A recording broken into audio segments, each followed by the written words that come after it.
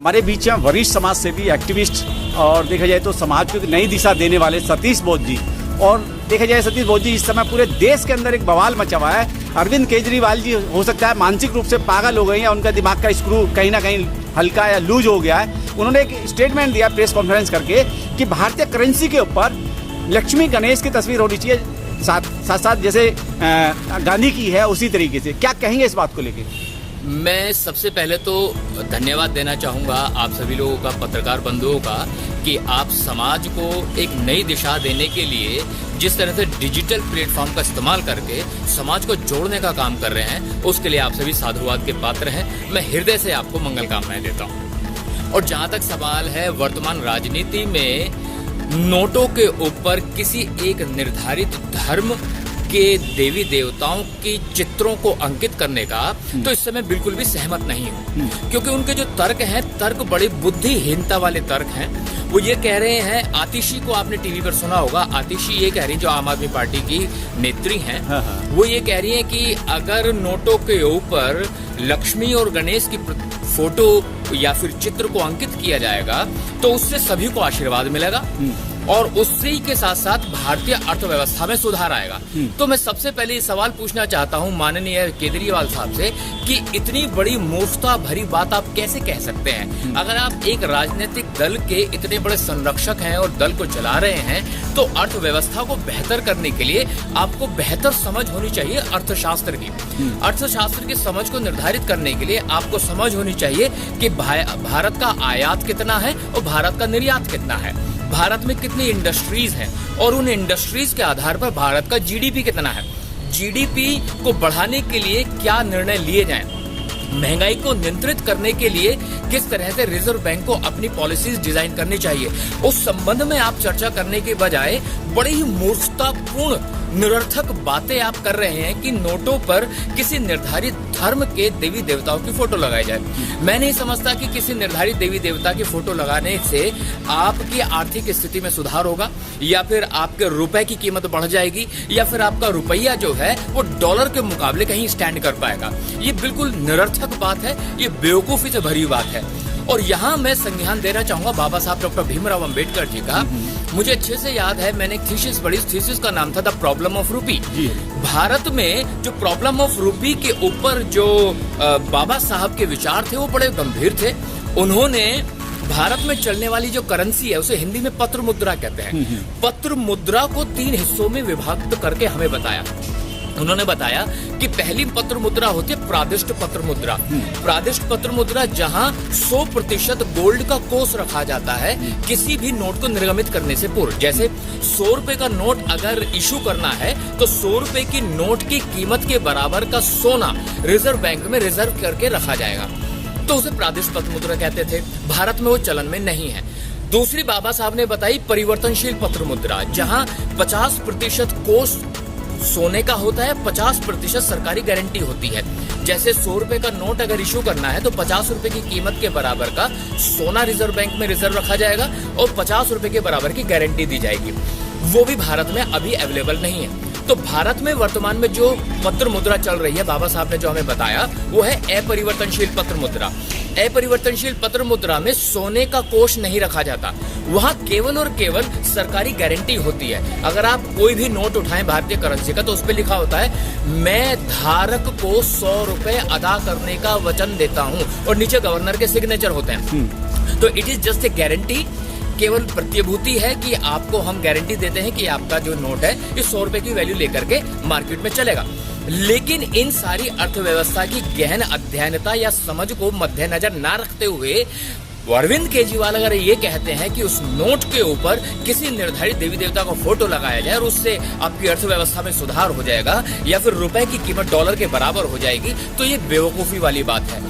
क्योंकि बाबा साहब का नाम लेकर के ही आप केवल बाबा साहब के विचारधाराओं को अपने जीवन में नहीं उतार पा रहे हैं। आपने बाबा साहब के चित्र को तो लगा दिया अपने कार्यालयों में, सरदार भगत सिंह के चित्र को तो लगा दिया अपने कार्यालयों में, लेकिन उनका जो बताए गए निर्देश थे, जो उनके बताए गए नियम हैं, उनका अनुसरण तो किया ही नहीं। तो इसका मतलब क्या हुआ? ये बिल्कुल उसी तरह की कहानी है।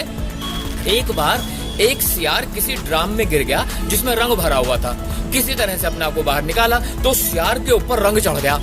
अब जब सियार के ऊपर रंग चढ़ गया तो सारे जंगल के जानवर सोचने लगे, भाई ये जो कुछ अजीब जानवर है, ये तो कोई नई चीज आ गई है, ये तो शेर से भी ज्यादा खतरनाक लग रहा है। तो सारे के सारे जंगल के जानवर डरने लगे और उस सियार को ये महसूस करने लगे, अब तो हमारा राजा, जंगल का राजा शेर नहीं यही होगा जो दिखाई दे रहा था। अब उसने एक मीटिंग बुला ली। अब मीटिंग में सारे के सारे जंगली जानवर वहां बैठे हुए थे। अब मीटिंग के दौरान बारिश आ गई। जैसे बारिश आई तो सियार के ऊपर जब बारिश की बौछारें पड़ी तो उसका रंग उतर गया।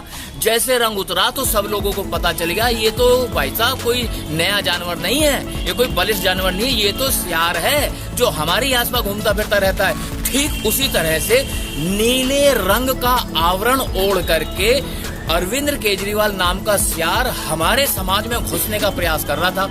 ये तो अच्छा हुआ कि अंबेडकर भवन पर 22 प्रतिज्ञाओं की जब बारिश हुई तो उस 22 प्रतिज्ञाओं की बारिश में वो नीला रंग उतर गया। जैसे वो नीला रंग उतरा तो पता चला ये तो भगवा है, ये तो भगवे रंग का व्यक्ति था जो कि सीधा सीधा देवी देवताओं की फोटो को अगर पत्र मुद्रा पर अंकित करना चाह रहा तो वो हिंदुत्व का बहुत बड़ा प्रहरी है, वो तो आरएसएस का ही एक हिस्सा रहा।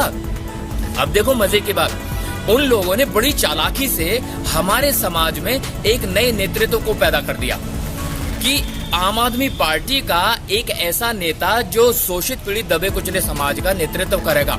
क्योंकि जो नेतृत्व, जिसके नेतृत्व में वो धम्म दीक्षा समारोह हुआ था, वो निश्चित नेता देखिए, आप मुद्दे को भटकाइए मत, मैं उसकी मुद्रा की बात कर रहा हूँ। इस मुद्रा के लिए कहीं ना कहीं अरविंद केजरीवाल जी ने प्रेस कॉन्फ्रेंस करके कहा, क्या नहीं लगता कि वो मुद्रा जो है वेश्यालय पे जाती है, शराब खाने पे जाती है, इसके अलावा जो है पता नहीं कहाँ कहाँ ऐसी गंदी जगह पे जाती है, क्या अब उनकी धार्मिक आस्था को ठेस नहीं पहुंचेगी इस जगह नोट जाने पे?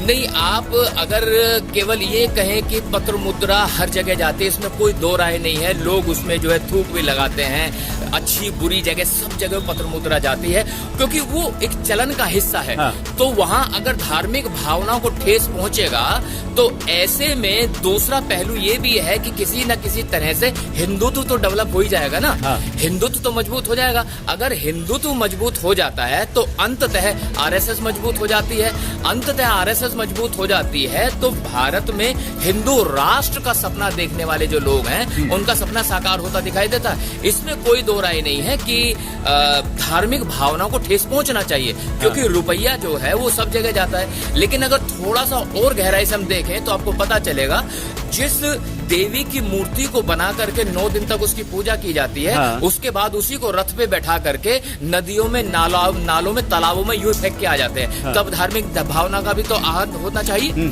गणेश की प्रतिमा को बनाया जाता है, लंबे समय तक घर में रखा जाता है, स्थान लगाया जाता है, पूजा की जाती है, फिर उसके बाद समंदर के किनारे उसे फेंकाया जाता है। तो ऐसे में भी धार्मिक भावना आहत होनी चाहिए। लेकिन ये जो कथाकथित हिंदुत्व की प्रणाली को अपनाने वाले लोग हैं, ये लोग असल में धार्मिक भावना केवल उस समय आहत होती है इनकी जब इनकी राजनीति कमजोर हो रही होती है। लेकिन जहां राजनीतिक रूप से इनके हिंदुत्व को बल मिलता है तो सारी धार्मिक भावनाएं आहत होनी बंद हो जाती हैं।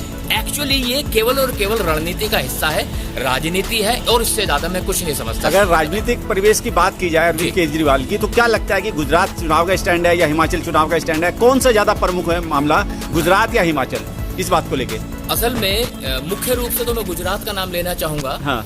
गुजरात में असल में इन लोगों को अपना स्टैंड बनाना है, साथ ही साथ हिमाचल प्रदेश का भी चुनाव तो है ही।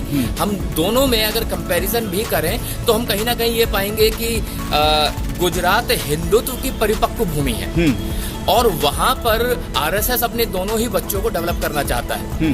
तो दोनों ही बच्चे, जिस तरह से पंजाब में एक बच्चा डेवलप हो गया क्योंकि दूसरा वहां पर थोड़ा कमजोर था, लेकिन यहाँ पर भी हिंदुत्व का जो मुद्दा है वो दोनों का है, चाहे वो बीजेपी हो चाहे वो आम आदमी पार्टी हो।